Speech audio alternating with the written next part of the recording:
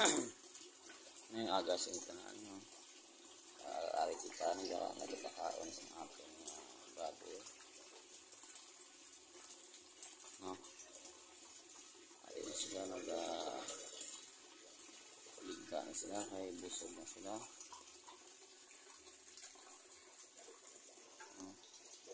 Bali 2 months na sila, 1 week, 2 months and 1 week, or 9 days, 1 month and 9 days, 2 months and 9 days, no? Naglabot sila sa 3 months and half, or malapit sa 4 months, no? Balagyan natin sila ng ari ng atong baboy na manugbata for this week, no?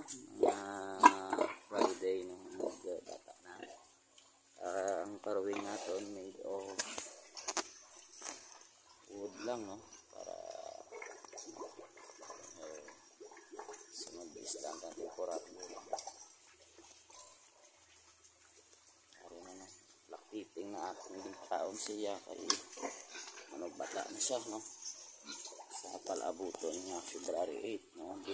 February 2 subong, manugbata na niya siya. Gabusog lang ako ng mga baboy.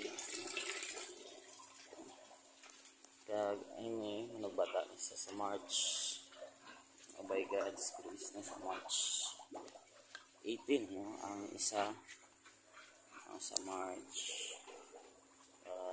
14. Ini nato naging separate naton kay magamay siya.